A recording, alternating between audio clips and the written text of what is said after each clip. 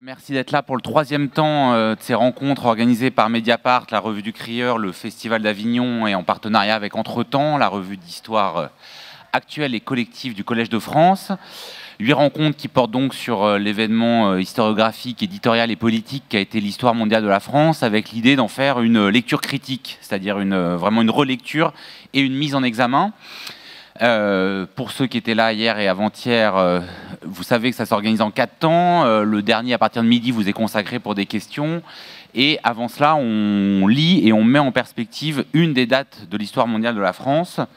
Ce mercredi, c'est l'année 1961 qui est au programme, sous-titré « Les damnés de la Terre pleurent Frantz Fanon ». Et c'est chaque fois un ou une élève de l'ERACM, l'école régionale d'acteurs de Cannes et de Marseille, qui s'y colle. Mais là, j'ai perdu mon lecteur. Donc j'appelle Antonin Toto au micro. Ah voilà, il était juste dans le public. Pour donc nous lire un large extrait de la date 1961. C'est à vous.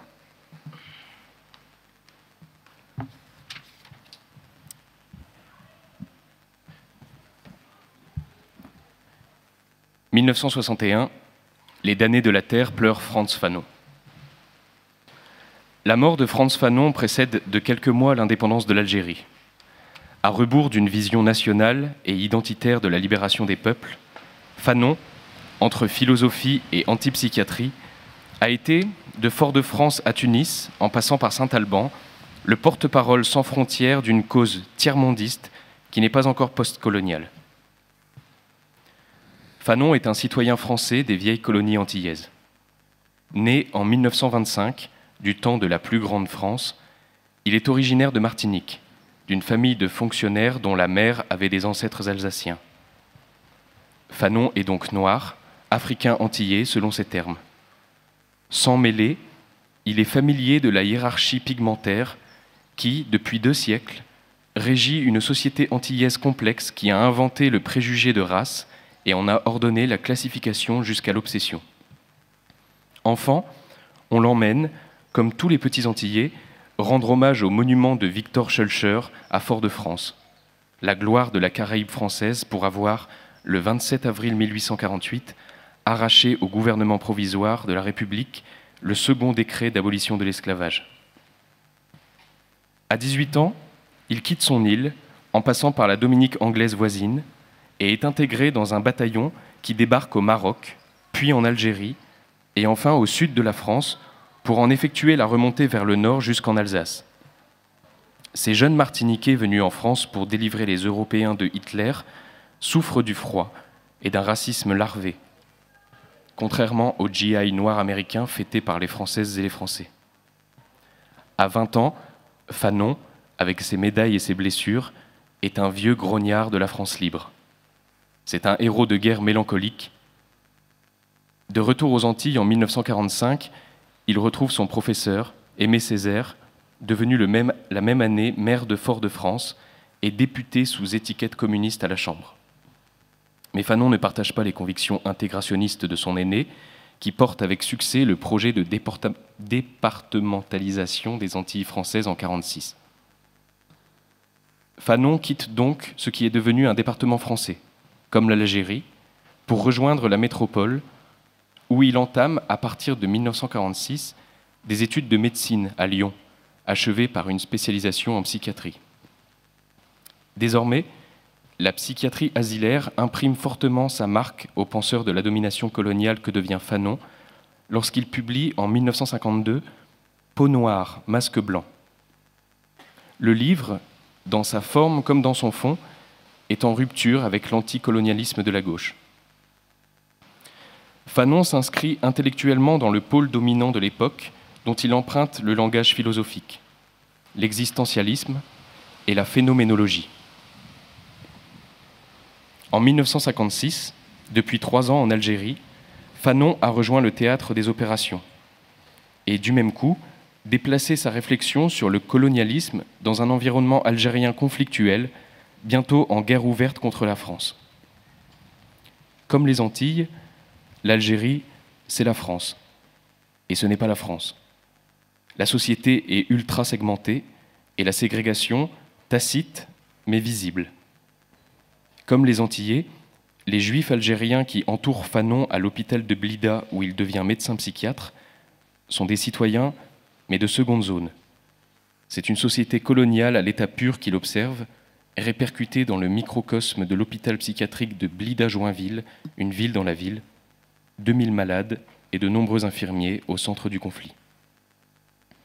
À Blida, de 53 à 56, puis à l'hôpital de Tunis, de 57 à 61, le médecin-chef Fanon tente de promouvoir une social thérapie qui rompe avec le modèle pénitentiaire des asiles de l'époque. Isolé dans un pays en guerre, l'asile de fous est en même temps la caisse de résonance pathétique de toutes les déchirures de l'Algérie coloniale. C'est de l'asile et par l'asile que Fanon entre dans la lutte active. Pour lui, la cause algérienne est un levier pour l'indépendance de toute l'Afrique noire, ce qu'elle sera en effet. À Accra en 59, à Tunis en 60, auprès des futurs grands noms de l'Afrique indépendante, Fanon est déjà de l'autre côté. Il alerte le tiers-monde encore uni contre les bourgeoisies corrompues, le culte des héros, la lutte des clans qui pourrait dévoyer la décolonisation. Le colonialisme a sciemment ethnicisé les cultures. C'est aussi de cet héritage qu'il faut s'émanciper, clame-t-il, dans un livre ultime, écrit dans l'urgence de sa propre mort, à corps perdu, pour s'adresser aux nouveaux damnés de la terre, non plus les prolétaires des pays industrialisés, mais les peuples pauvres des nouvelles nations indépendantes. Le tableau est sombre et hélas visionnaire. Archange de l'indépendance, Fanon quitte la scène juste avant. De l'Inde aux universités anglo-saxonnes, en Europe et également en Afrique, on médite désormais les écrits de ce révolutionnaire plongé dans la guerre, de cet acteur vivant de l'anticolonialisme de son temps, en qui on lit aujourd'hui un testament de la critique postcoloniale dont l'héritage est à partager entre tous. Merci beaucoup Antonin Toto pour cette lecture. Vous allez être remplacé à votre place par Emmanuelle Loyer, qui a signé le texte que vous venez d'entendre. Emmanuelle Loyer est professeure à Sciences Po Paris. Elle est l'auteur notamment d'une biographie de référence consacrée à Claude Lévi-Strauss. Et puisque nous sommes là où nous sommes, bonjour à vous. Je vais pouvoir m'adresser à vous et pas dire elle. Vous avez co-signé avec Antoine Debac une histoire du Festival d'Avignon. C'était paru chez Gallimard il y a une petite dizaine d'années maintenant. Question désormais rituelle pour entamer ces échanges sur le site Pasteur de l'Université d'Avignon. Emmanuelle Loyer, pourquoi 1961 et pourquoi 1961 consacré à la mort de Fanon, là où on aurait pu attendre le putsch des généraux à Alger, la manifestation parisienne du 17 octobre, voire l'assassinat de Patrice Lumumba, pour parler de grands leaders du tiers-monde? Je crois que d'abord c'était sans doute vouloir réorienter un peu l'histoire intellectuelle et politique du côté de la figure de Fanon. On aurait aussi pu choisir Sartre et les temps modernes. Donc c'était une façon à la fois de faire converger l'histoire politique et l'histoire intellectuelle, tout en faisant un pas de côté, puisque, comme le montre là l'article et le texte, Fanon a une biographie tout à fait étonnante, un peu périphérique par rapport au centre, disons, de la vie intellectuelle et politique de l'époque, et en même temps qui est rattaché. Donc c'est ça. Et puis aussi, Fanon, aujourd'hui, est un auteur extrêmement lu, extrêmement inspirant depuis déjà, je dirais presque une vingtaine, une trentaine d'années, traduit dans le monde entier. Donc je crois que ça traduisait bien aussi le projet aussi de cette histoire nouvelle, de l'histoire mondiale de la France, de déborder finalement. C'est aussi une biographie qui déborde toujours son itinéraire. Et il a une trajectoire posthume tout à fait intéressante. C'est vraiment une des grandes références aujourd'hui dans tous les campus, évidemment, américains, mais aussi indiens, tout ce qu'on appelle les post-colonial studies. Donc voilà, c'est un personnage, et puis c'est quand même un très très beau personnage. Mais alors justement, c'est un personnage dont, si on se défait de ce que vous appelez l'imagerie dans votre texte, qui entoure Fanon, parce qu'il y a aussi une imagerie, oui. Qu'est-ce qu'on trouve ou qu'est-ce qu'on retrouve ? Ben, c'est vrai qu'il y a une imagerie, mais au sens où c'est vraiment vu comme l'homme de la tricontinentale, de la lutte révolutionnaire, tiers-mondiste, etc. Et moi, j'ai un petit peu découvert, parce que je ne suis pas une spécialiste absolue de Fanon. Et j'ai été très étonnée. C'est vrai que, par exemple, cette histoire, ce moment où il part de Martinique pour s'engager dans la France libre, en 43, donc, il quitte la Martinique pour, donc par un mouvement de je ne sais pas quoi, à vrai dire. Est-ce que c'est du patriotisme? Est-ce que c'est de la lutte antifasciste? Est-ce que c'est juste je pense que aussi, comme beaucoup de Martiniquais de l'époque, il y a eu pas mal de Martiniquais qui se sont engagés dans la France libre. Il étouffait dans la Martinique des années de guerre, qui est une Martinique, ça c'est intéressant aussi, je trouve, qui est une Martinique, on pourrait penser que la Martinique est loin de la France, mais elle va vivre ces années de Vichy de façon très intense, avec la Révolution nationale, là-bas, est appropriée de façon très, très forte. Et donc, il part et il devient ce que j'ai appelé un peu le vieux grognard de la France libre, mais lui, c'est ce qu'il va dire à un moment donné. Il dit « Je suis comme le général Salan, j'ai remonté... il a débarqué avec, au Dramont, hein, avec de la de Tassigny, il est remonté. Donc ça, je trouve que c'est très étonnant, par exemple, que dans un itinéraire comme ça, le penseur anticolonial, on se rend compte qu'il a été gaulliste. Il a eu ça, il a été gaulliste. Bon. Ensuite, il y a son côté psychiatre, je trouve, qui est intéressant. Je sais pas si... Parce que là aussi, c'est une façon, du coup, de parcourir cette histoire française et la psychiatrie française de façon traversante, comme ça. C'est un intellectuel psychiatre. Ça montre aussi que la psychiatrie, la psychanalyse française ont eu des liens très serrés, et ça c'est assez spécifiquement de notre pays, avec les milieux intellectuels et artistiques. Hein. Et je trouve que c'est intéressant aussi de voir comment son engagement intellectuel est existentiel, parce que quand même... il s'enracine véritablement dans la psychiatrie, puisque pour lui... finalement, c'est un peu ça sa ligne de sa thèse. C'est que tout colonisé est un aliéné, finalement, est un fou, enfin, est un fou potentiel. Bon. Donc, et puis alors, l'autre chose sur le côté étonnant, c'est que, par exemple, bon, c'est un penseur connu et très accepté par la gauche intellectuelle, puisque évidemment on connaît surtout aussi Fanon par la préface de Jean-Paul Sartre, hein, la préface qu'il a donnée aux damnés de la Terre. Mais tout ce qu'il dit, ces livres, ne sont pas conformes, je dirais, à l'anticolonialisme du Parti communiste de l'époque ou de la gauche, puisque ce sont des livres qui insistent beaucoup sur... il écrit en psychiatre, quoi. C'est un peu qu'est-ce que le colonialisme, comment le colonialisme tord finalement la psyché des individus, comment il fait d'eux des blessés, des subjectivités blessées, voire aliénées totalement, quoi. Donc c'est tout à fait un son de cloche quand même très, très étrange dans le champ intellectuel de l'époque. C'est pas... Et d'ailleurs, ces livres n'ont pas été très... Sur le moment, il n'y a pas eu un accueil foudroyant, quoi, pas du tout. Notamment du côté du Parti communiste, qui à l'époque est quand même, au début des années 50, quand il est publié Peau noire, masque blanc, il n'est pas du tout... on n'en parle pas énormément. Même s'il a de glorieux parrains, donc Jean-Paul Sartre d'un côté, Francis Janson de l'autre, Esprit, les temps modernes. C'est encore une autre façon de déplacer. On est dans l'histoire intellectuelle française, mais donc les temps modernes, l'existentialisme, le christianisme de gauche, la gauche, mais il est à côté quand même. Voilà, et sur cet anticolonialisme spécifique à Fanon, comment il se situe par rapport à des figures tutélaires, notamment Aimé Césaire, qui a été son professeur en Martinique, ou Léopold Sédar Senghor? Oui, alors ça aussi, son itinéraire croise Césaire, puisque c'est son prof. Donc c'est assez touchant. Mais au moment où il a Césaire comme prof au lycée, parce qu'en fait, il a quitté la Martinique, il est encore lycéen.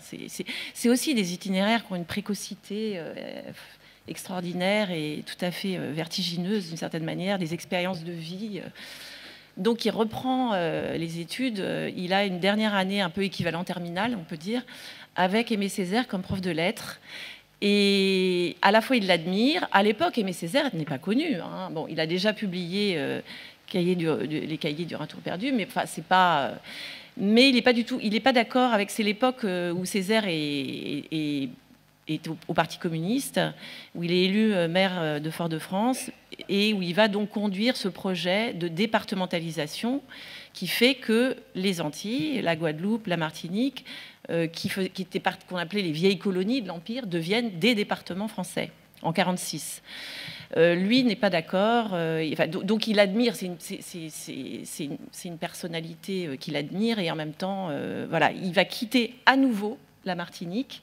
Donc il revient après la guerre, il fait un an d'équivalent terminal, et il repart en France pour faire des études à Lyon, pas à Paris, hein, toujours à Lyon. Il a d'ailleurs Merleau-Ponty comme prof et Leroy-Gourand. C'est amusant.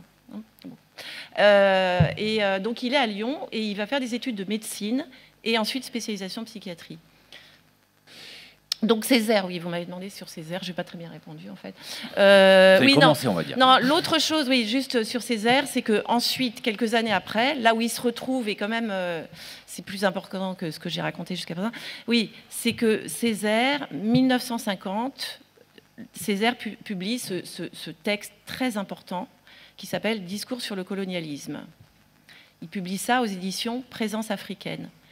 Et c'est un texte très important parce que comme finalement les textes de Fanon, ce sont des textes qui en effet aujourd'hui ont servi depuis déjà un petit moment à ce qu'on appelle les études de référence, à ce qu'on appelle les études postcoloniales. C'est-à-dire qu'il ne s'agit pas seulement de, disons, circonscrire, décrire la domination coloniale, mais c'est plutôt comment s'émanciper en profondeur, disons, de la colonisation, je dirais, des cerveaux. C'est-à-dire des catégories, des schémas, des modèles, et que même après, c'est pour ça que ça s'appelle postcolonial, même après la colonisation, on a encore ces schémas, ces catégories en tête. Donc, Césaire insiste beaucoup sur ce qu'on appelle les savoirs coloniaux, etc. Et c'est intéressant parce que Fanon va poursuivre dans ce sens. Mais en même temps, ce que j'ai trouvé intéressant, je n'ai pas pu le développer dans l'article, c'est un psychiatre. Il a pas fait de psychanalyse, mais il connaît... Et en même temps, la psychiatrie, la psychanalyse, ce sont aussi des savoirs européens. Hein. Donc, dans quelle mesure on peut soigner, si vous voulez, des malades de la psyché coloniale avec un savoir venant lui-même de l'Europe. Enfin, bon. Il pose pas... Enfin, c'est une question qui demeure ouverte, ça... Mais donc tous les deux sont un peu sur la même longueur d'onde. Ils sont sur la même longueur d'onde, mais pourtant on a aujourd'hui l'impression, alors est-ce que c'est un effet de lecture postérieure, qu'il radicalise quand même le discours de Césaire, Frantz Fanon? Est-ce que vous seriez d'accord avec ça, ou c'est un effet de lecture aujourd'hui? On a l'impression qu'il franchit quelques étapes supplémentaires. Bah, disons que non, je trouve pas, mais simplement c'est un peu la relation entre les deux, c'est entre le conscient et l'inconscient d'une certaine manière. C'est-à-dire que Césaire, dans le discours sur le colonialisme, fait l'examen de tous ces savoirs, ces sciences, l'histoire, l'ethnologie au premier chef, qui finalement ont contribué aussi ont en partie contribué parce que souvent construites dans un contexte colonial, à reconduire finalement des catégories de domination coloniale, alors que Fanon, lui, s'intéresse à l'inconscient. Donc c'est aussi une question d'histoire. L'inconscient est-il historique? Est-ce qu'il y a un inconscient colonial? Est-ce que... eh bien, pour lui, oui. C'est-à-dire que, encore une fois, à un moment donné, il part en fait de l'hôpital de Blida, il y est de 53 à 56, et il dit, de toute façon, ça ne sert à rien tout ce que je peux faire, parce que tout colonisé a un inconscient blessé, est un aliéné. C'est exactement ce qu'il dit. Il dit, bon, bah, moi, je vais voir ailleurs. C'est ça. Donc, je pense que... une radicalisation, oui, au sens où on pourrait dire, bon, ça va plus en profondeur encore, puisqu'il s'attaque finalement à l'aliénation. C'est un terme... qui vient de la psychiatrie, finalement, enfin qui vient de Marx, mais qui est repris l'aliénation en profondeur, parce que c'est l'aliénation de la racine, enfin, de l'inconscient. Donc, enfin, oui, on peut dire radicalisation, où il va sur un autre lieu, puisque un autre lieu, on est sur le... puisque Freud parle de l'inconscient comme un lieu aussi, finalement. Donc, bon, peut-être c'est une radicalisation, mais enfin, quand même, ça va dans le même sens, quoi. Ce qui s'opposait à l'époque à l'analyse, disons, marxiste classique de la domination coloniale dans des considérations plutôt économiques et sociales, quoi. Aller voir ailleurs, aller voir d'autres lieux, ça a été quand même souvent présent dans le parcours de Frantz Fanon, de la Martinique à la métropole, puis à l'Algérie. Dans votre biographie de Lévi-Strauss, vous montrez aussi à quel point l'écart géographique, voire l'exil, alors lui c'était en Amérique du Sud, en Amérique du Nord, est constitutif de formes de révolution intellectuelle et politique. Néanmoins, on se pose quand même la question, c'est-à-dire ça ne suffit pas un déplacement de traverser les frontières pour devenir un personnage monde. À quel moment un écart géographique permet un déplacement intellectuel et politique? Quelles sont les conditions de cela, que ce soit pour quelqu'un comme Fanon ou Lévi-Strauss? Oh, j'aurais besoin de temps pour réfléchir à ça. Vous allez quelques hypothèses, c'est pas... Non, mais vous avez raison. Il ne faut pas non plus... Je crois que, d'ailleurs, c'est en résonance avec toutes les affaires, toute la discussion sur l'histoire. C'est vrai qu'il ne suffit pas de se déplacer pour devenir génial, mettre tout en écho, en contraste et tout ça. Mais quand même, ça aide, sûrement. Je pense qu'il faut... Dans le cas de Fanon, après, je dirais un petit mot d'Évisa, je pense que s'approprier cet écart géographique, il faut souffrir un peu aussi dans son corps. Et de fait, lui, c'est quand même ce qui s'est passé. Il y a une... dans ces traversées transatlantiques, c'est quand même... c'est ça qui m'a étonnée, en fait, dans son itinéraire de vie. C'est quand même... enfin, je veux dire, c'est une vie de rupture. C'est une vie courte. Il meurt à 40 ans. Une vie... il est pressé et en même temps une vie d'engagement, mais c'est vrai que c'est une vie où il souffre c'est une vie conflictuelle aussi. Donc peut-être je pense que la traversée géographique, le changement de lieu, dès lors qu'on s'approprie aussi d'autres traditions et tout ça, évidemment, ça remet en cause et ça transforme. Pour Lévi-Strauss, c'était un peu différent parce que le voyage ethnographique, c'est une chose.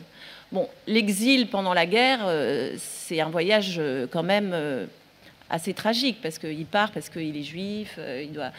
Donc, mais c'est vrai aussi, vous avez raison, que certains se déplacent mais ne se transforment pas.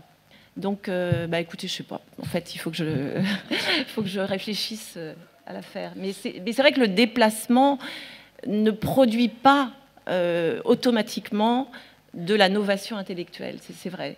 Et est-ce qu'on peut mettre, parce que donc vous parliez de la vie précoce de Frantz Fanon, effectivement, il a une mort précoce, puisque c'est même à 36 ans qu'il meurt d'une leucémie foudroyante. 36, et il exerce notamment dans 3 lieux, d'abord en Lozère, ensuite à l'hôpital de Blida, ensuite à l'hôpital de Tunis. Est-ce que chacun, on peut faire correspondre un peu l'évolution, les transformations de sa pensée à ces lieux, à chacun de ces lieux? C'est vrai que ces 3 lieux importants, peut-être je m'arrêterai plutôt sur les 2 premiers, parce qu'en fait le 3e à Tunis, il a exercé, etc. Mais c'était déjà quelqu'un à ce moment-là qui était une sorte de représentant intellectuel du gouvernement provisoire de la République algérienne, un peu de diplomate.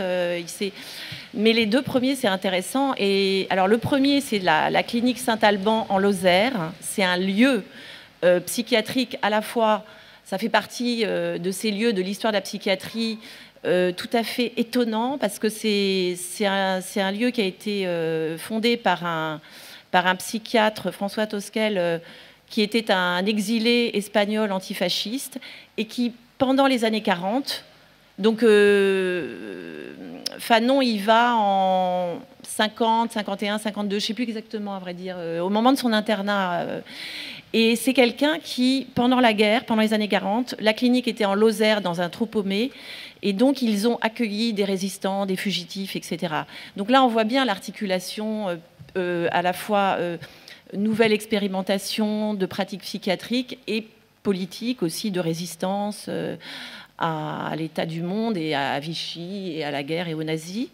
Et ça, c'est un lieu qui... Et lui, Tosquel, c'était un personnage assez charismatique qui a énormément frappé Fanon.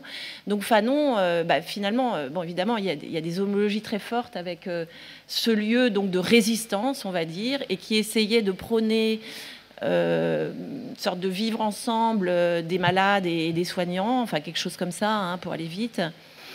Et en fait, Fanon, à Blida, c'était un hôpital, c'était un énorme hôpital, en fait, parce qu'il y a 2000 malades, où il y avait à la fois des Européens, malades, des indigènes, comme on disait encore. Et il y avait aussi, Fanon aidait beaucoup, les médecins autour de lui, apparemment, c'était beaucoup des juifs algériens. C'est intéressant parce que les juifs algériens qui étaient des citoyens français hein, depuis le décret Crémieux 1870 et aussi dans une sorte d'ambivalence citoyenne, citoyens mais citoyens de seconde zone finalement. Et il le dit à plusieurs reprises, des Algériens, des Arabes qui étaient aussi assez... il a aussi éprouvé un racisme anti-noir parce que lui, il était métis, mais... très quand même noir de peau. Et donc, c'est une société à l'intérieur même de l'asile, très segmentée. Les malades, les soignants, c'est une sorte de ville dans la ville. Et c'est aussi devenu un nid de Félaga, parce qu'il est dans la Wilaya 4. Et donc, il y a des gens qui se réfugient là. Donc, il y a toujours ce côté des lieux psychiatriques où c'est à la fois des lieux clos, c'est des lieux clos, et des lieux ouverts sur... Et finalement qui reflète la société extérieure. Et là, c'est particulièrement le cas. Et en fait, voilà, c'est un peu l'Algérie coloniale comme asile de fous, d'une certaine manière. En tout cas, c'est comme ça qu'il a saisi. Et je trouve qu'aujourd'hui, c'est encore assez inspirant de saisir ça. Voir l'histoire de l'asile psychiatrique. Je me souviens d'un film, il y a quelques années, mais j'ai oublié et le titre et le réalisateur, donc... Mais vous n'avez pas bien révisé là, je Non, mais c'était un film, non, parce que j'y pense là maintenant, c'était un film sur l'Italie des années 20, l'Italie fasciste, années 20-30, mais raconté depuis une clinique psychiatrique. Et c'était un peu le même pari finalement, ou le même voir la société ambiante du côté de l'asile psychiatrique. Et vous disiez que... au départ, enfin, de son vivant, les textes, les livres qu'il écrit n'ont pas la résonance qu'ils ont aujourd'hui. Comment se fait du coup la réception et la montée en puissance de la réception de ces textes? Il y a des dates charnières, il y a des moments oui, qu'on peut repérer. Il y a quelques dates charnières. Alors,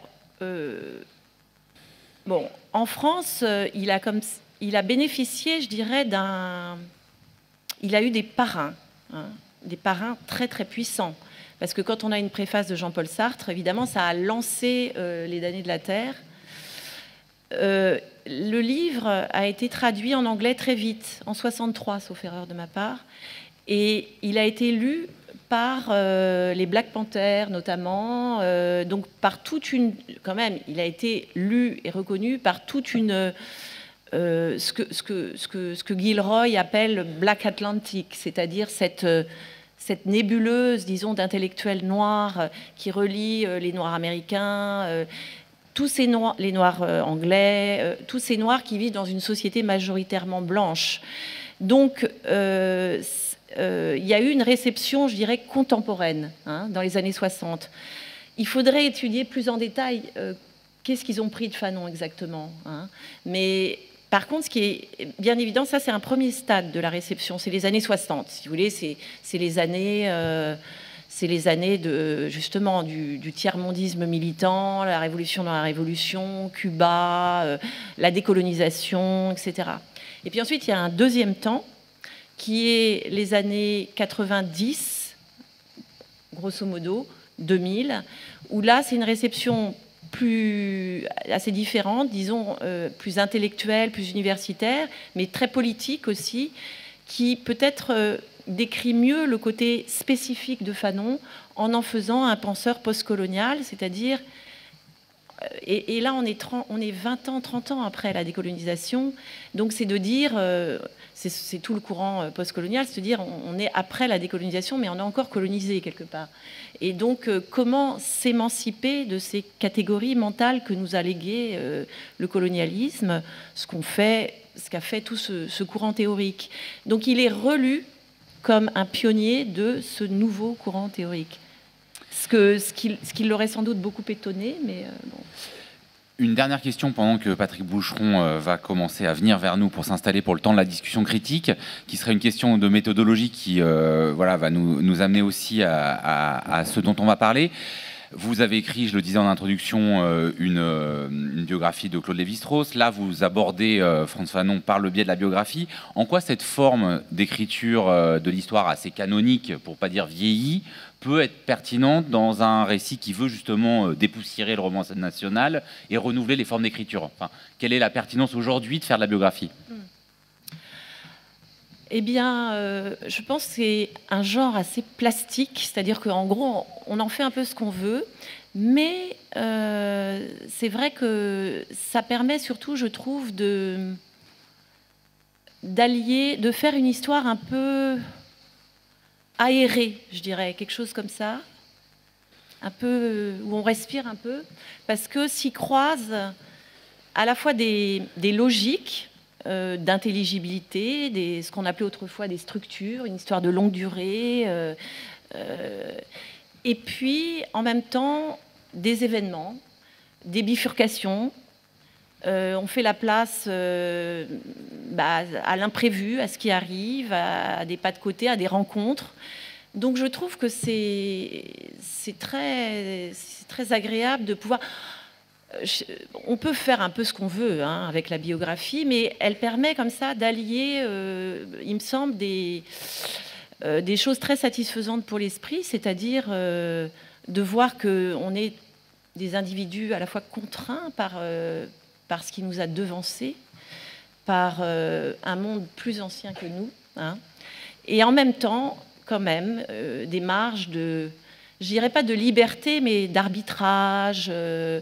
Les cases ne sont pas infinies, mais il y a un certain nombre de cases et on peut se faufiler comme ça. Et ça fait une vie finalement. Et chaque étape de la vie, comme pour Fanon ou pour Lévi-Strauss, chaque étape de la vie permet de comprendre. Chaque étape de la vie, c'est un lieu justement, et permet de comprendre des choses plus larges que la vie de la personne elle-même. Elle permet c'est des lieux révélateurs finalement, qui permettent de révéler, par exemple, sur Lévi-Strauss, je sais pas, je dis au hasard, l'histoire des Israélites français, de ce judaïsme très assimilé, ou bien l'histoire de la philosophie en France, ou bien évidemment l'histoire des sciences sociales, mais aussi la guerre. Enfin bon, il y a plein de... On peut traverser à chaque fois, et l'histoire de l'individu permet de révéler tous les entours de cette histoire-là. Donc, et puis c'est vrai que vous avez raison, c'est un genre vieilli, et d'ailleurs c'est un genre qui toujours dans l'université est un genre pas légitime, je dirais. Je m'en suis bien aperçue moi-même. Mais je crois que finalement, il se prête assez bien pour autant qu'on le considère de façon un peu expérimentale comme ça, pour procéder à des histoires assez aérées, comme j'ai dit.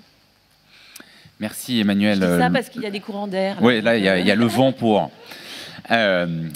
On est donc rejoint par Patrick Boucheron, que je vais arrêter de présenter, titulaire de la chaire d'Histoire des pouvoirs au Collège de France, 13e, 16e siècle, directeur de cette histoire mondiale de la France, pour une discussion critique qu'on a intitulée « Une histoire désorientée », point d'interrogation, pour vous demander directement, Patrick Boucheron, si, à force d'écrire une histoire par les dates, une histoire qui des fois joue un peu à saute-mouton avec le temps, une histoire non linéaire, on n'en vient pas à trop fragmenter l'histoire de France. Alors, je ne demande pas de revenir sur l'autoroute du roman national, mais est-ce que vous craignez pas de négliger certains lieux, qu'ils soient réels ou mémoriels, en faisant une histoire comme cela? Oui, lieu réel ou mémoriel, c'est de ça dont on doit parler précisément. Et Emmanuel Loyer vient de dire qu'avec la biographie, on pouvait faire ce qu'on voulait, dans les limites, évidemment, de l'exactitude d'une existence dont on a relaté le cours. En histoire, on ne fait pas tout à fait ce qu'on veut. C'est-à-dire que l'histoire n'est pas un magasin de curiosités dans lequel on va choisir à sa convenance ce qui nous convient au moment où on a envie d'écrire. C'est ce qu'on nous a reproché, et ce reproche était sérieux et nous a obligés, au fond, à réfléchir à nos propres pratiques. La pratique, c'est celle, vous l'avez compris, de l'estrangement, c'est-à-dire du déplacement. Le déplacement n'est pas toujours émancipateur, il n'est ni nécessaire ni suffisant pour englober le monde, mais enfin, Emmanuel Loyer vient de le dire, ça peut être au fond l'occasion de désorienter ces certitudes. Lorsque on avait à choisir des dates et des personnages, puisque là, en l'occurrence, c'est plus un personnage qu'une date. 1961, c'est intéressant parce qu'on va y revenir, c'est aussi pointer un non-lieu de mémoire dans le récit national, on y reviendra peut-être, mais au fond, on devait aussi traiter de la question de la figure de l'intellectuel et de l'intellectuel français et au fond, son rayonnement mondial. On n'a pas pris Sartre, on a pris Frantz Fanon et on a pris Simone de Beauvoir. Ce faisant, on était réaliste du point de vue de l'influence de ces auteurs aujourd'hui, puisque Sartre, effectivement, ça a été important, mais aujourd'hui, Frantz Fanon est incomparablement plus important. C'est un des lecteurs, un des philosophes français les plus lus dans le monde. Et Simone de Beauvoir, c'est la même chose. Ça nous permettait effectivement d'aborder les questions du féminisme qui, à tout prendre, ont quand même une actualité plus forte, plus immédiatement perceptible que celle de l'existentialisme. Et vous voyez, cette question du déplacement, au fond, elle était utilisée pour nous pour compléter le tableau. C'est encore la même chose, parce que si on parle de Sartre, on risque de ne pas parler de Simone de Beauvoir et de Frantz Fanon. Mais si on parle de Frantz Fanon et de Simone de Beauvoir, alors de toute façon, on va parler de Sartre.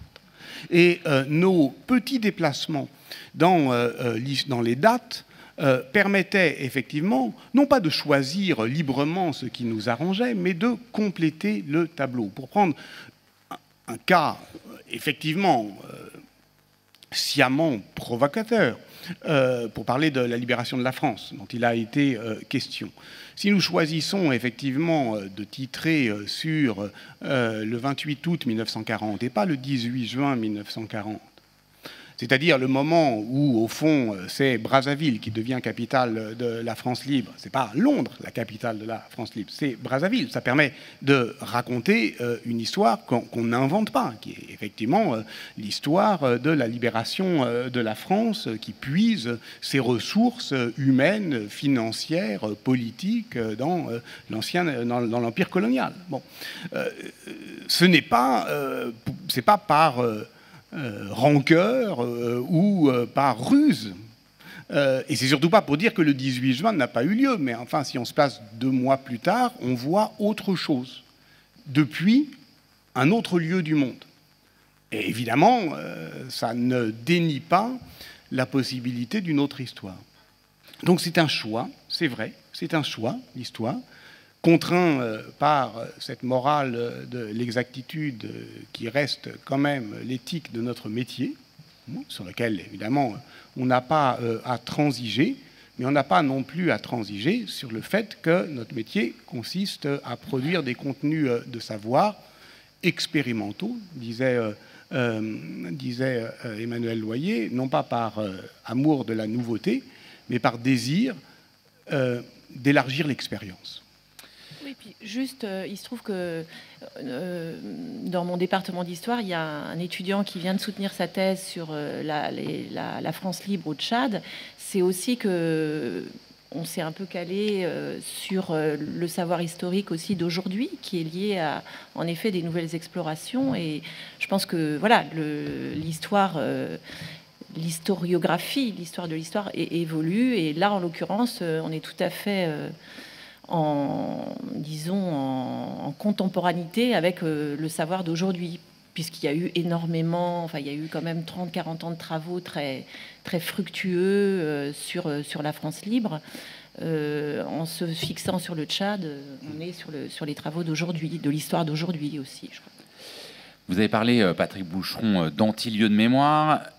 Effectivement, il y a quand même un précédent auquel tout le monde pense en termes d'histoire de France collective, qui est à la fois un travail scientifique et un peu quelque chose de programmatique. Ce sont les lieux de mémoire dirigés par Pierre Nora. Est-ce qu'on doit considérer l'histoire mondiale de la France comme le miroir de ce projet? Et un miroir inversé, un miroir déformé ou Très honnêtement, on n'y pensait pas du tout. On n'avait pas cette prétention ni cette prétention, je ne peux pas dire autrement. Les lieux de mémoire, c'est un chantier éditorial considérable, organisé et préparé par des années et des années de séminaires où confluait, au fond, un état de l'historiographie. Voilà. Ça paraît entre 1984 et 1992, et d'une certaine manière, les lire aujourd'hui, c'est prendre des nouvelles de nous, de notre mémoire, de notre historiographie, c'est voir en quoi nous avons changé, en quoi aujourd'hui diffère d'hier. Et je ne doute pas que dans 30 ans, on lira l'histoire mondiale de la France avec la même acuité critique et que les manques ou les biais sauteront aux yeux des futurs lecteurs, comme les manques et les biais des lieux de mémoire sautent à nos yeux aujourd'hui, j'allais dire sans effort, et surtout sans mérite. Donc il ne s'agit pas de faire la leçon. Si on est historien, c'est précisément parce qu'on veut lutter contre l'arrogance du présent, et on sait que l'aujourd'hui n'a pas raison sur hier, et même sur le passé récent. Donc il ne s'agit pas de dire que les lieux de mémoire, c'était pas bien, etc. On peut, d'ailleurs,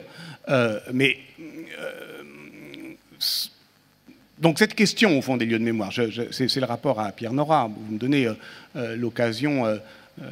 oui, Pierre Nora qui a par ailleurs critiqué, pour ceux qui ne le sauraient pas, le projet d'histoire mondiale de la France. Oui, mais alors dans ce cas-là... Peut-être que c'est le Pierre Nora d'aujourd'hui, que le Pierre Nora de l'époque des lieux de mémoire ne l'aurait pas critiqué de la même manière. Bon, alors là, on rentre effectivement dans la micro-storia de la réception, mais allons-y, puisque après tout, je ne l'ai jamais vraiment fait. Effectivement, lorsque le livre « L'histoire mondiale de la France » en janvier 2017 paraît, eh bien, il subit effectivement ces critiques asymétriques dont on avait parlé avant-hier. Et ces critiques asymétriques, nous, on n'y répond pas, parce que quand c'est effectivement Éric Zemmour qui dit c'est le parti de l'étranger, ou Stéphane Courtois qui dit c'est une histoire métécophilique, ou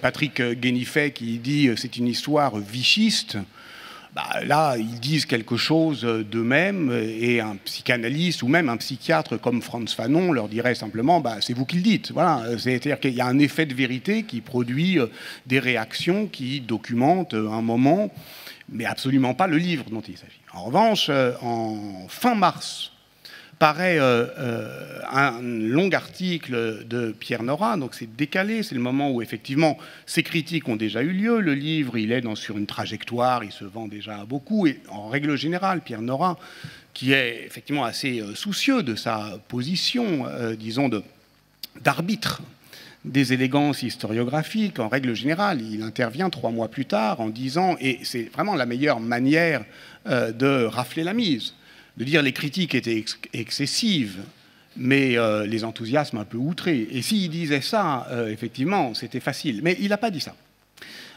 Il a d'abord expliqué que, je cite, Patrick Boucheron prend la discipline historique en otage. Donc déjà, la prise d'otage, c'est quelque chose qui, vous l'avez remarqué, est un syntagme qui fait réagir. Que c'est donc un mauvais maître sous la férule duquel des jeunes pousses se sont laissés embrigader dans une version dévoyée de l'histoire. Donc à cela, il fallait répondre. C'est un coup de Pierre Nora. Voilà. Il fallait répondre, c'est le grand chêne qu'on abat. Il fallait répondre Et la forme de la réponse était le plus important, c'est-à-dire que justement, alors qu'on nous invitait à un clash intellectuel, il fallait montrer, en répondant collectivement, qu'il s'agissait justement d'une manière collective d'organiser l'histoire qui n'avait rien à voir avec le magistère supposé de quelqu'un qui voulait prendre le pouvoir sur la discipline. L'autre critique consistait à dire qu'on avait choisi des dates alternatives comme Trump, les faits alternatifs. Et ça, effectivement, ça nous a obligés à répondre parce que l'accusation est trop grave. Encore une fois, un fait alternatif, c'est juste quelque chose qui n'a pas existé. Voilà.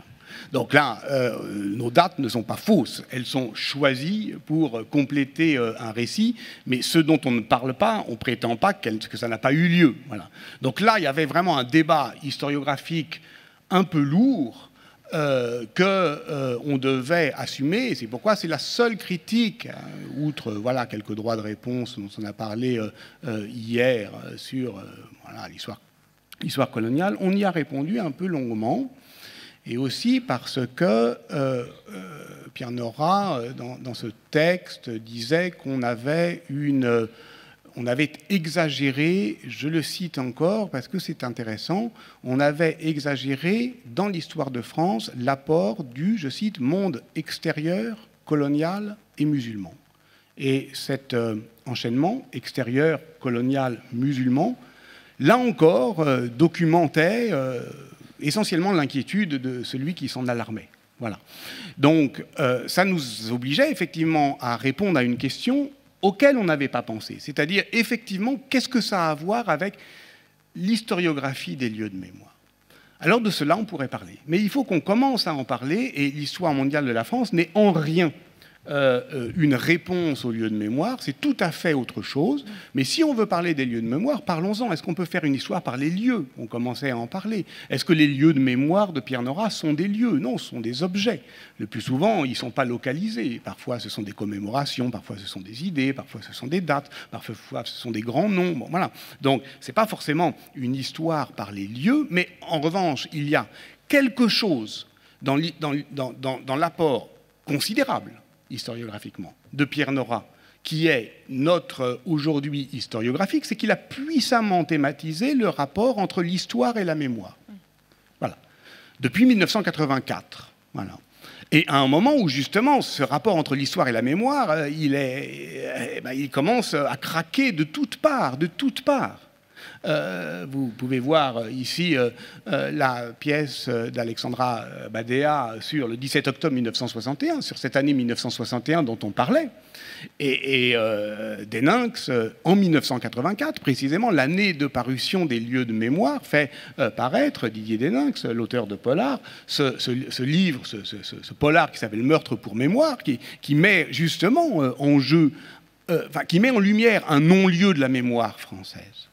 Donc, c'est une question qui aujourd'hui est ouverte, c'est une question qui est à venir, c'est de cela dont on devra collectivement parler, c'est-à-dire cette thématisation entre l'histoire et la mémoire, le fait que l'histoire porte un discours de vérité, une vérité commune, dit Pierre Nora, mais sous l'assaut de l'effervescence des mémoires. Est-ce que c'est comme ça qu'on doit parler aujourd'hui ? Est-ce que c'est ainsi qu'on doit penser désormais? Est-ce que, au fond, ces histoires qui ressurgissent, est-ce que c'est juste des mémoires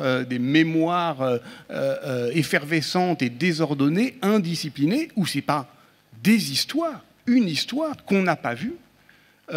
Et plutôt que de reprocher à celles et ceux qui ne l'ont pas vue il y a 30 ans, eh bien, il nous faut aujourd'hui continuer le travail, continuer l'histoire, que l'histoire continue, comme le disait Georges Duby.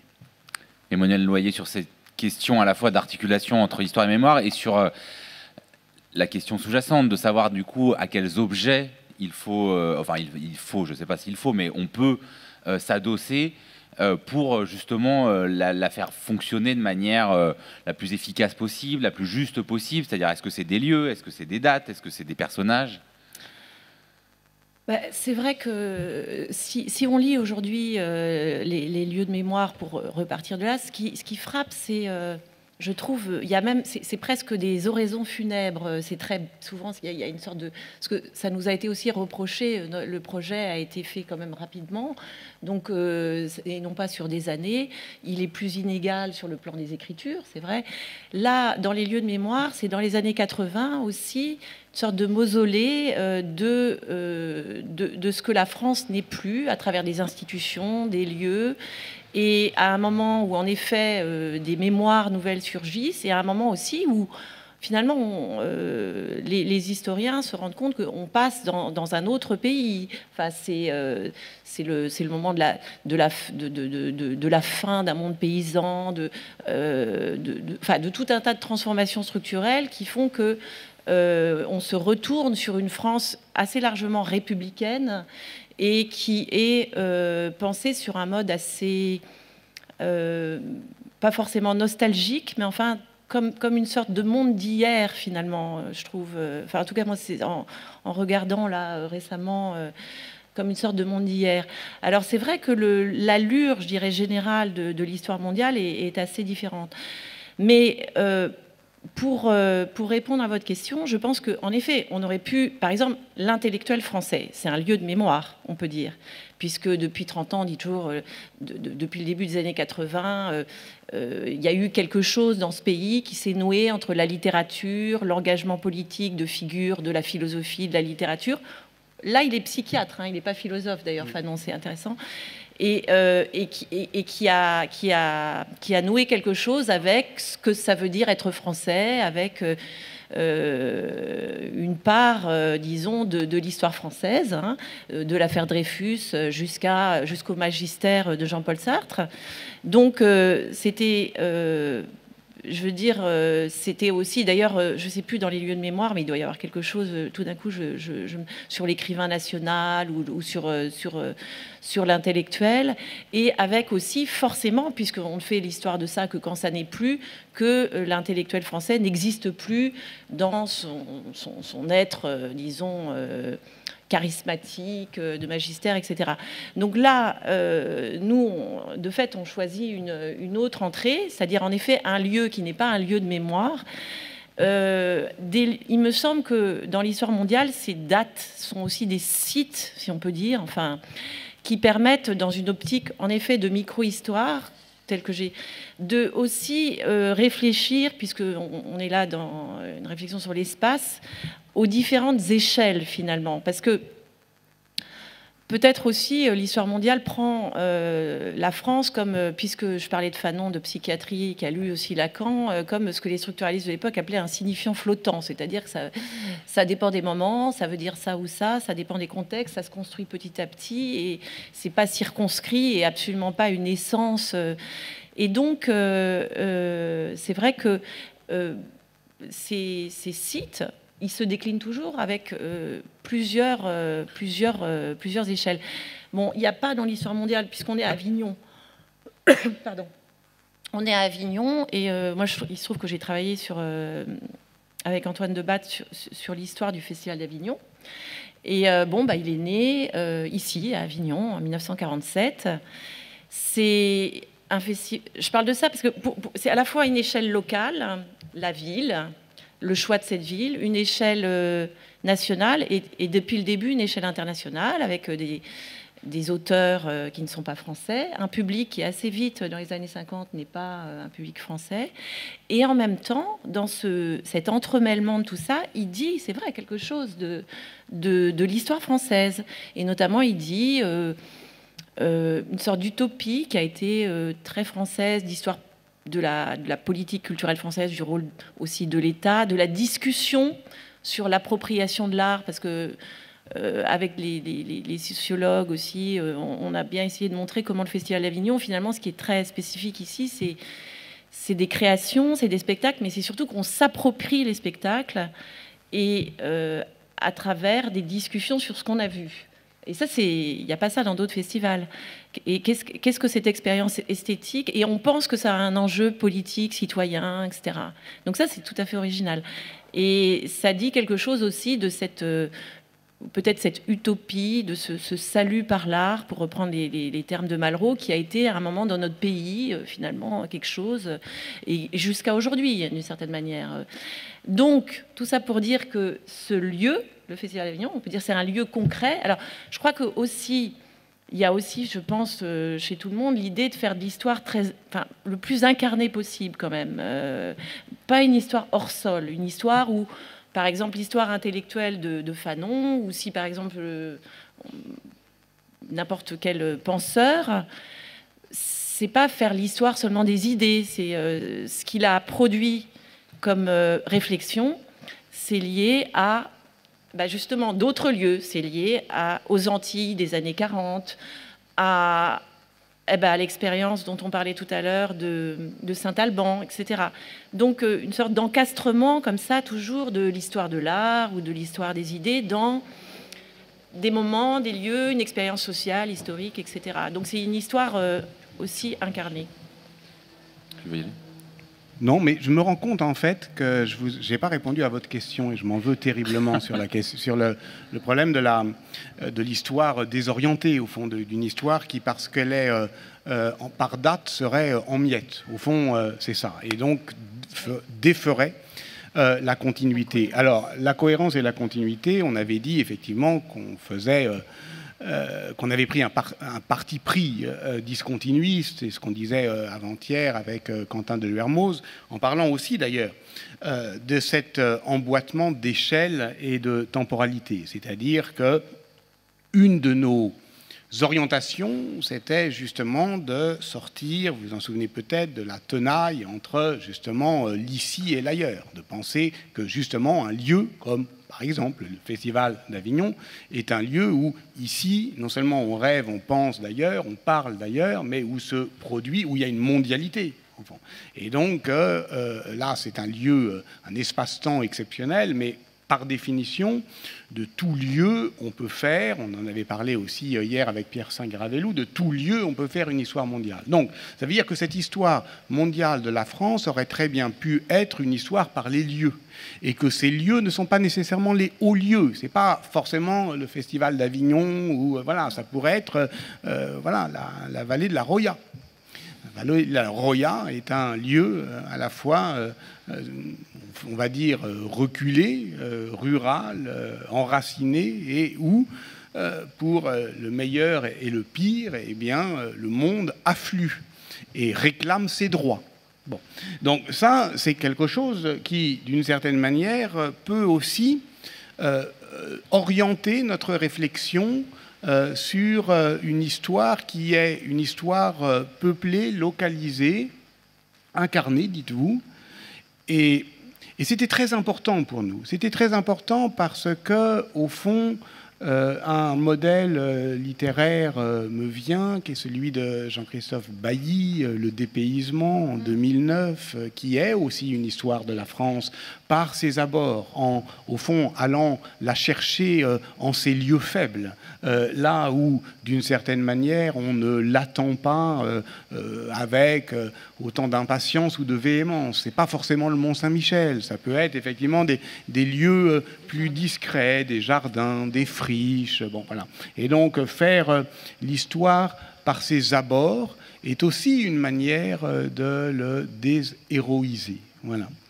Alors une fois que vous avez dit que effectivement c'était pas une référence, que l'histoire mondiale ne s'inscrivait ni en creux, ni en miroir, ni contre les lieux de mémoire, on peut quand même dire que une des raisons du succès éditorial de ces deux entreprises, ça a été de faire une histoire de France à la fois très fondée scientifiquement et en même temps accessible à un grand public. Comment est-ce que ça, et même si les entreprises ne sont pas... c'est-à-dire que les lieux de mémoire, c'est une entreprise qui dure 8 ans. Peut-être que l'histoire mondiale de la France, c'est plutôt 8 mois. Enfin, je ne sais pas exactement. Comment est-ce que ça, vous l'avez mis en œuvre, sachant que faire des notules courtes, avec une bibliographie réduite, sans notes, y compris sur des sujets quand même polémiques ou peu défrichés, ça doit des fois un peu tirailler. Oui, et c'est pour cela, effectivement, que vous m'amenez, et je vous en remercie, à reparler de ce qui était, au fond, notre souci. d'un livre, faire un livre qui défende la cause des livres, c'est-à-dire qui à la fois redonne confiance aux producteurs de savoir, aux historiennes et historiens de profession à qui on ne cessait de dire pendant longtemps que leur matière était intéressante, mais que eux, avec leurs scrupules, la gâchaient. Et qu'au fond, ils devaient donner à des plus talentueux qu'eux, des écrivains, si l'histoire devenait une science auxiliaire du roman, par exemple, comme on a cru devoir le dire depuis les Bienveillantes, ou à des conteurs, ou à n'importe qui, en somme, qui pourrait s'emparer de cette matière en se délestant de cette langue morte qui est, c'est vrai, trop souvent celle de notre sociolecte. Et moi, je suis tout simplement un fils de cette revue, l'Histoire. C'est là où qui a été fondée en 1978 sur une idée très simple qui était de supprimer les intermédiaires, c'est-à-dire de demander aux historiennes et aux historiens de métier d'écrire, alors ils ne savent pas toujours le faire, mais on les aide, d'écrire pour un public plus large et directement, et donc demander directement aux historiens et pas à des journalistes d'histoire, par exemple, de le faire. C'est là où j'ai rencontré d'ailleurs Séverine Nickel, dont je n'ai pas jusque-là prononcer le nom bien à tort, parce que c'est l'éditrice de ce livre. Et c'est avec elle, en fait, qu'on a pensé sa forme. Et la forme de ce livre, effectivement, avait aussi, je dirais, une vision politique, c'est-à-dire qu'il s'agissait, on ne cherchait pas un succès, mais on cherchait un élargissement de l'audience, une lisibilité qui redonnerait confiance j'allais dire, aux métiers, celles et ceux qui écrivent l'histoire, les libraires, etc., dans la capacité d'une œuvre collective, savante, à reproduire un public. Ce n'était pas exactement les lieux de mémoire. Les lieux de mémoire, je veux dire, en réalité, les chiffres, ce n'est pas du tout pour comparer ou pour s'en vanter. Je veux dire, le succès commercial, c'est un fait. Voilà, c'est un fait. Nous, on a eu un succès. C'est pas infamant, mais c'est pas amnistiant non plus. Je veux dire, voilà, ça nous donne aucun droit. Mais c'est pas non plus une honte. Bon, c'est d'ailleurs assez, c'est une forme de malentendu. Bon, mais les lieux de mémoire paraissent chez Gallimard dans des éditions de luxe très chères, et donc ça n'a absolument rien à voir du point de vue éditorial. Ça n'a rien à voir. C'est 7 volumes. Bon, il y a eu 3 volumes après. Oui, mais franchement, du point de vue de l'histoire éditoriale, c'est comme ça. C'est en termes même de vente, ça n'a absolument rien à voir. C'est pas du tout mais c'est normal parce que c'est un livre beaucoup plus savant, beaucoup plus exigeant, voilà, mieux écrit peut-être, voilà. Bon, bref. Mais il est arrivé quelque chose au lieu de mémoire qui risque de nous arriver aussi. Et voilà pourquoi j'ai une sympathie profonde pour le désarroi de son grand architecte. C'est qu'il a effectivement pensé son histoire comme oraison funèbre, dites-vous, contre-histoire. Enfin, moment, il le dit. Voilà, il y a une teneur très mélancolique où il dit voilà, j'écris cette histoire parce qu'on ne peut plus écrire d'histoire de France. Donc c'est une histoire qui prend acte du fait que l'histoire de France ne peut plus s'écrire unanimement et continuellement. Or, cette histoire qui, d'une certaine manière, portait le constat de l'impossibilité d'une histoire de France, devient notre histoire de France. Et c'est devenu, d'une certaine manière, au corps défendant de Pierre Nora, l'histoire de France d'aujourd'hui. Et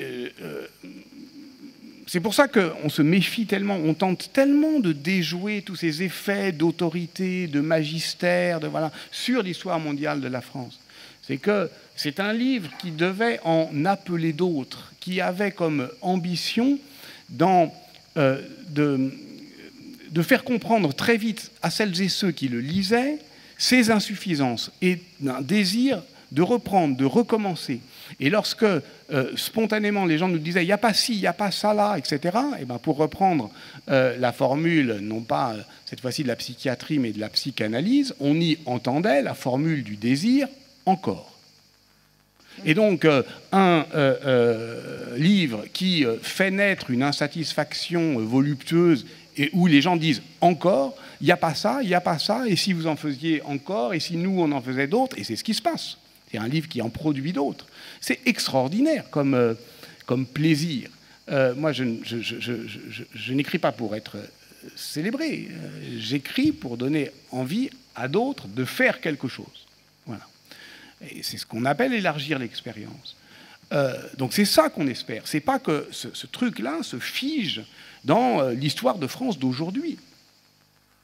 Dans l'ouverture, on écrivait cette histoire mondiale de la France. Enfin, ce livre ne tient pas lieu d'histoire mondiale de la France, mais en constitue la promesse. Et donc, si on n'y prend pas garde, évidemment, toute proposition, et c'est le drame, je dirais, des innovations historiographiques, même s'il ne faut pas en exagérer et la porter, ce n'est pas vraiment une innovation historiographique, mais disons qu'on fait des choses pour se libérer, et si ça marche, si c'est reconnu, alors ça en contraint d'autres, parce que ça devient la norme. Et on essaye d'empêcher ça. Alors, on va faire passer des micros dans le public pour élargir aussi la discussion, mais quand même une dernière mini-question à vous entendre. Ça donne envie de savoir, est-ce que vous avez essuyé beaucoup de refus? Est-ce que vous avez refusé beaucoup de textes?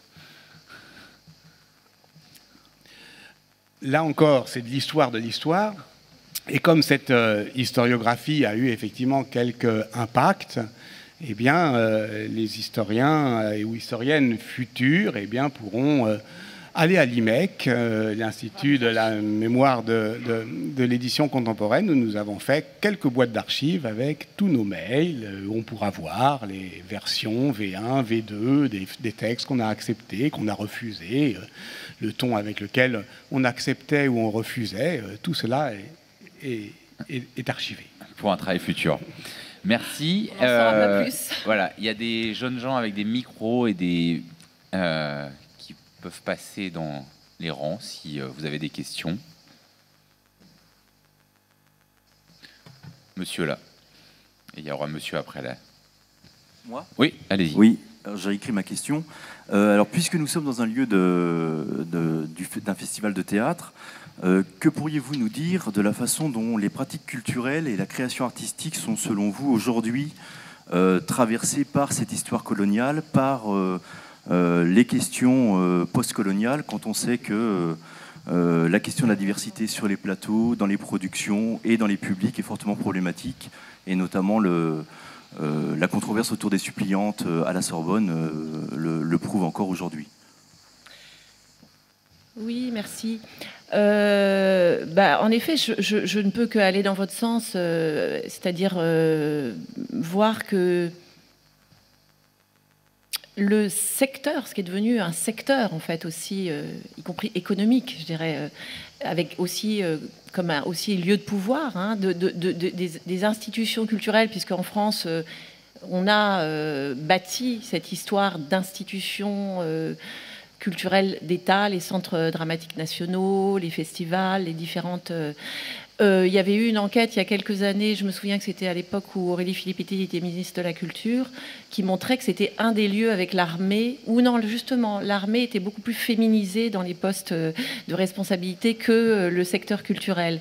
Donc ce secteur dont, a priori, on pourrait penser qu'il est lui aussi traversé, évidemment, et structuré même, plutôt que traversé, par des logiques de pouvoir. On pourrait aussi parler du monde universitaire. Ça a d'ailleurs été en partie fait, ou du monde éditorial, etc. Alors, sinon, sur les spectacles de cette année, je ne peux pas tellement en parler là au festival, mais c'est vrai que le Festival d'Avignon a toujours... et pas à toujours, mais particulièrement là, les dernières années, est un peu caisse de résonance des inquiétudes, je dirais, que nous traversons. Ensuite... je n'ai pas lu le dernier livre d'Olivier Neveu, mais je sais que mon voisin l'a lu. Et votre voisin de droite vient de l'acheter. Il est en vente à la librairie. Non, mais parce que, d'après ce qu'on m'a dit cette année, en effet, c'est un festival, mais comme souvent très politique, entre guillemets. Mais c'est pas parce que on parle de politique qu'on fait un théâtre politique. Et là aussi, il joue évidemment... la façon dont c'est abordé, ou finalement, on a envie de... Quand on va au théâtre, qu'est-ce que le théâtre apporte de plus dans la façon de comprendre les choses qu'un livre ne ferait pas un théâtre politique, dit, je crois, Olivier Neveu, mais enfin, je dirais un théâtre tout court, c'est un théâtre dont on sort un peu transformé, ce qui est déjà une grande chose. Enfin, c'est un énorme enjeu et un énorme pari et une énorme ambition. Donc, c'est pas parce qu'on parle politique qu'on fait du théâtre politique. Bon, voilà. Mais de fait, ce monde culturel, puisque vous me parliez, je crois que c'est un monde qui est bizarrement à la fois particulièrement réceptif à ces problématiques critiques et sans doute plus, disons, plus réticent finalement à les intégrer qu'on ne croit. J'ai l'impression. Hein. Vas-y. Non, moi je répondrai pas à cette question. Je renverrai à la table de la librairie parce que je pense qu'il se passe effectivement, par rapport à la question, quelque chose de très intéressant. C'est-à-dire que quand on voit des gens comme Ariam Nouchkine, Wajdi Mouawad signer des pétitions s'opposant aux décoloniaux, on voit bien que là il y a une tension, c'est-à-dire que la colère elle est entendable. Donc il y a un livre d'ailleurs qui s'appelle aussi Décolonisons les arts, qui je pense est une série de lectures assez intéressante, de même que le livre d'Olivier Neveu, donc pour ceux qui ne le connaissent pas, professeur d'études théâtrales à l'ENS de Lyon, qui vient de signer un livre aux éditions La Fabrique qui s'appelle Contre le théâtre politique, qui est en partie un livre ironique, un titre ironique, mais qui aborde de front la question de savoir derrière cette idée de voilà, on parle de politique, qu'est-ce qu'on en fait? Est-ce que c'est une politique sans subversion? Enfin, moi j'ai l'impression que le monde du théâtre notamment et du spectacle vivant, parce qu'il est le lieu de la représentation, est aujourd'hui traversé et de manière très conflictuelle par les questions que vous soulevez, notamment post-coloniales, et que ça c'est assez passionnant et qu'on ne peut pas balayer ni d'un côté, d'un revers de main, les décoloniaux comme on les appelle, comme des censeurs qui n'auraient rien compris à l'art. Enfin, il y a aussi une position très méprisante. Mais quand on voit la liste des signataires de ceux qui défendent les suppliantes d'Eschyle, c'est difficile de les renvoyer uniquement aux camps zémouristes ne comprenant rien à ce qui se passe. Oh bah, non. Oui, il y a aussi quand même aussi une grande vague moralisatrice dans tout ça aussi. Il faut faire aussi attention à une sorte de grande offensive du bien. Et là aussi, Patrick disait, nous historiens, on n'est pas là pour juger le passé, ni surtout pour mettre l'aujourd'hui sur un piédestal. On aurait tout mieux compris que nos aînés. Je crois qu'on essaie toujours d'être dans une position, et ça me semble assez vrai dans l'histoire mondiale, de saisie du passé entre l'étrangeté et la familiarité. C'est-à-dire que même le passé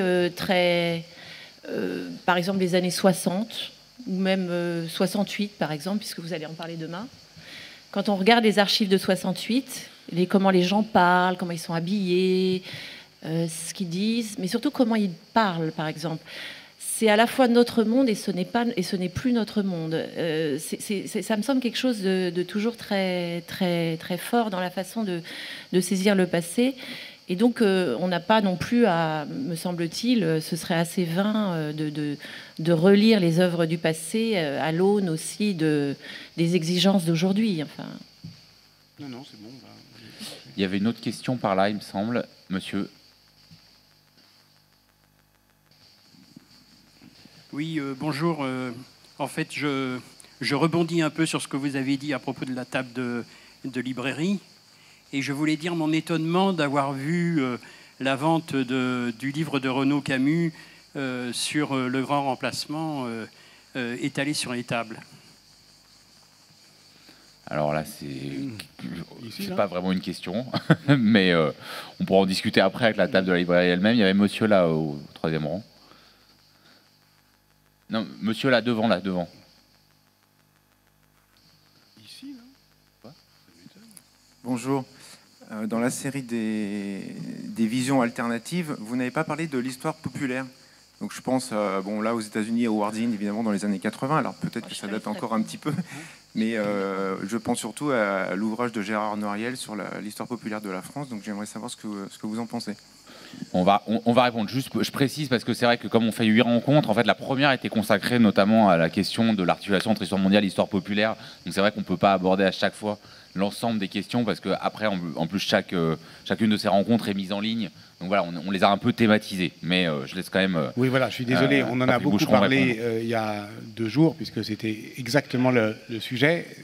Histoire mondiale de la France, VS Histoire populaire de la France, le livre de Gérard Noiriel est paru bien après, et je crois qu'on en parlera aussi demain avec Ludivine Bantigny. Donc si vous voulez venir demain, j'en parlerai plus avant.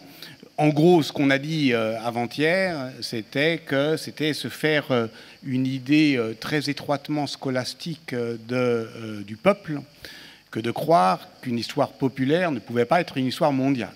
Et que, justement, les intellectuels se pensent les seuls à être mondialisés, ont la furieuse tendance à poser sur le monde l'œil d'un touriste aisé et connecté, mais qu'en réalité, l'histoire du monde, et depuis bien longtemps, la nôtre commence quand même à la préhistoire, est une histoire effectivement du déplacement des populations. Et donc, si on prend le terme de peuple, pas dans une acception rigide et politique, mais largement, disons, d'une histoire peuplée, comme je le proposais avant-hier, je crois que ce ne sont pas deux propositions antinomiques. Mais évidemment, l'accent n'est pas mis sur le même...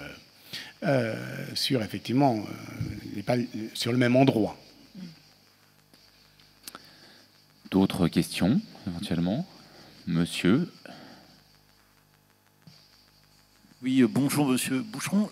J'ai été très étonné par l'affirmation que vous avez avancée tout à l'heure, disant qu'aujourd'hui la pensée de Frantz Fanon est beaucoup plus importante que celle de Sartre, et que Simone de Beauvoir c'est beaucoup plus important que Sartre. C'est quelque chose que je partage spontanément, mais j'ai quand même été très étonné par cette affirmation. Alors, je voudrais simplement savoir si à partir de cette affirmation, peut-être que j'ai mal comprise, je ne sais pas, si c'est quelque chose que vous avancez par des faits objectifs, ou bien si c'est un sentiment, je ne sais pas. Voilà, je suis très étonné, mais très agréablement surpris, je dois dire. Voilà. Non, mais c'est pas un palmarès, justement. Là encore, on ne distribue pas les bons points. On peut penser ce qu'on veut des auteurs et du panthéon de la patrie littéraire, et sans doute que ce qu'on en pense aujourd'hui fera rire demain. Mais voilà, le fait objectif, c'est que si on s'intéresse, par exemple, à l'histoire des traductions, ou aux citations, disons à l'influence de la pensée française dans le monde, même si c'est pas forcément une exigence ou une injonction qu'on ferait nôtre facilement. Voilà, les grands intellectuels français ou de langue française aujourd'hui influents, c'est davantage Frantz Fanon que Jean-Paul Sartre. Ça, c'est un fait. Et c'est un fait qu'on observe. Voilà. Et c'est pour ça que ça nous semblait intéressant de mettre l'accent, justement, sur cette vie-là. Oui, la deuxième vie de Fanon. Non, il a raison. On peut même documenter, on peut donner... un des critères, c'est en effet les citations, le nombre de fois où Fanon intervient. Mais par ailleurs, Sartre reste toujours important. Oui, Sartre reste toujours important. Et puis et Beauvoir, elle est portée par les études féministes. Voilà, on relit beaucoup Beauvoir. Portée et critiquée d'ailleurs, parce que ça, elle n'est pas du tout dans la même position que Fanon aujourd'hui. Mais par ailleurs, on ne va pas non plus, on n'allait pas non plus au devant du succès. Par exemple, on prend comme figure justement de l'engagement littéraire Malraux. Parce que là, pour le coup, donc il y a un article sur la condition humaine. Là, pour une fois, donc on cherche pas, on va pas chercher un intellectuel ou un écrivain à sa mort, comme Aimé Césaire ou Frantz Fanon. Mais là, c'est donc la condition humaine, l'apparition de la condition humaine. Là, pour le coup, on ne peut pas dire que la position de Malraux aujourd'hui est une actualité puissante. Donc c'est plutôt un exercice là d'étrangeté. C'est dire, vous voyez, le grand intellectuel à ce moment-là, c'était Malraux, et effectivement pour des... et c'est une manière de recolorer les années 30. Et puis aussi de faire un récit. Parce que je me rends compte, mais oui, parce qu'en réalité, avec terreur, que je n'ai toujours pas répondu à votre première question, Joseph. Heureusement qu'il reste demain. Heureusement qu'il reste demain. Mais oui, c'est vrai qu'on a beaucoup insisté sur la déconstruction, la déstructuration, comme disent les pâtissiers des tartes au citron, une tarte au citron déstructurée, hein, voilà, de cette histoire qui pouvait se lire en tous sens. Mais il n'est pas non plus interdit de la lire, sinon du début ou à la fin, du moins de manière continue. Et une des critiques, puisqu'on met en examen ce livre, on peut remarquer effectivement qu'un mise en examen est toujours supposé innocent. Hein. Pour l'instant, c'est juste une mise en examen. Hein. Bon, voilà. On met en examen ce livre. Une des mises en examen qui nous a fait le plus réfléchir, qui nous a le plus réjoui, parce qu'elle était vraiment critique, et critique à un endroit où on ne l'attendait pas. Justement, c'est celle de Robert Darnton. D'abord, effectivement, Robert Darnton, qui est un illustre historien américain, qui fait une pleine page dans la New York Review of Books sur un livre en français sur la France. Ce qui, au passage, nous dit quand même quelque chose. Alors d'accord, c'est la grande bourgeoisie libérale new-yorkaise ou bostonienne. Enfin, c'est quand la dernière fois que vous avez lu dans un journal un article sur un livre écrit dans une autre langue que le français, sur une autre histoire que l'histoire de France. Donc déjà, en soi, c'était quand même assez intéressant que Robert Darnton fasse un très long papier sur l'histoire mondiale de la France. Et c'était pour dire son intérêt et sa critique. Et sa critique était une critique en discontinuité. En disant, au fond, c'est très bien, mais cela a produit, on voit très bien comment ils ont procédé. C'est au fond comme un cadavre exquis, vous savez, c'est-à-dire que vous écrivez votre notice, mais Emmanuel Loyer ne savait pas ce qui le précédait et ce qui lui succéderait. Donc en fait, elle écrit l'épisode d'un récit qu'elle ignore, et nous-mêmes, on l'ignore. Bon. Et nous avons complété justement la chronologie. Par exemple, il n'y avait pas 47, il n'y avait pas le Festival d'Avignon, mais il y avait le Festival de Cannes, signé par Antoine Debac, donc, et on passait d'Annette Vievorka, la rafle du Veldiv, 42, à 48, le Festival de Cannes. Voilà, 46, le Festival de Cannes. C'était pas très heureux.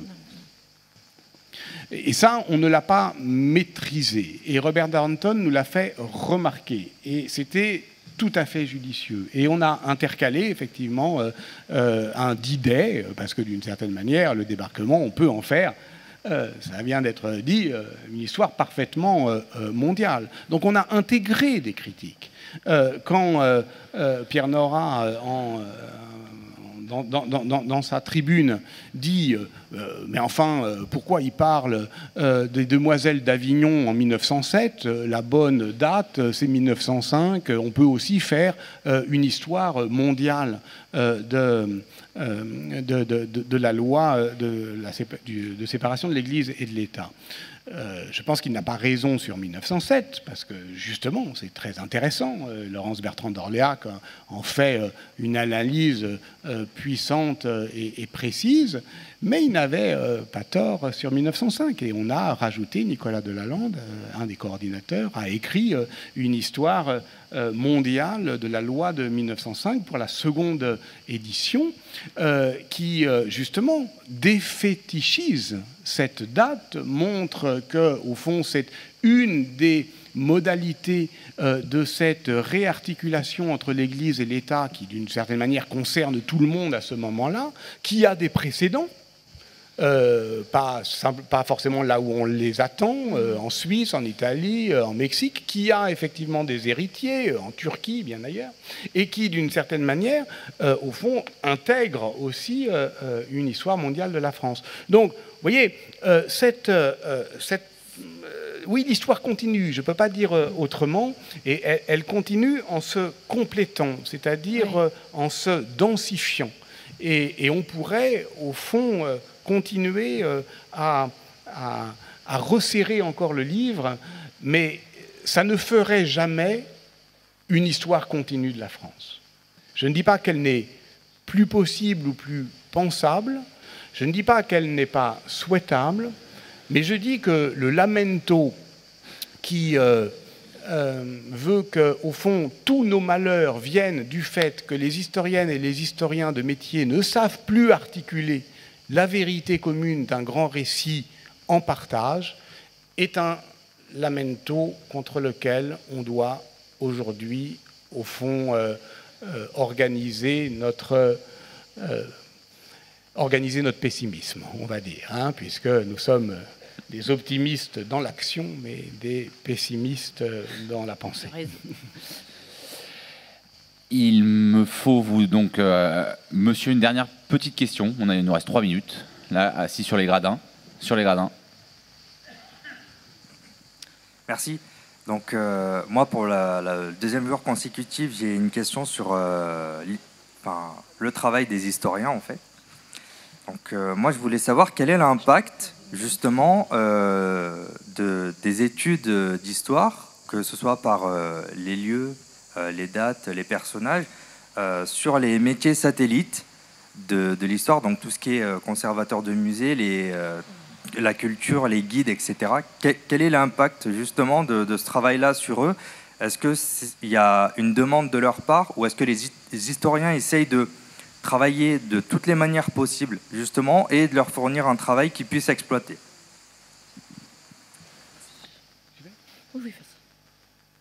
Je vous remercie pour cette question. Je parlerai, si vous le permettez, ni de métier satellite, ni d'exploitation. On ne cherche pas à être employés, oui, les fournisseurs de vérité que d'autres accommoderaient à leur façon. Nous pensons sincèrement que le savoir historique est un savoir partagé. On parlait du théâtre. Le théâtre est évidemment une des possibilité de la mise en présence du passé.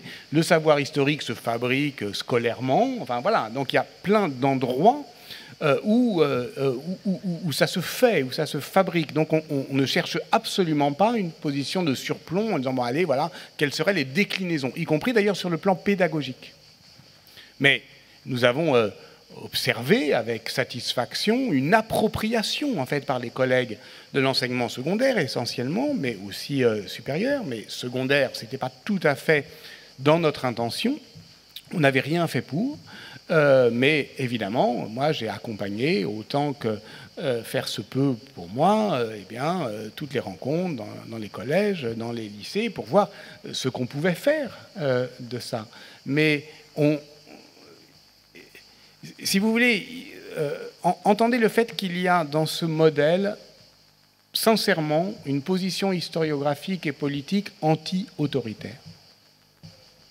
Nous ne réclamons pas une autorité sur le passé.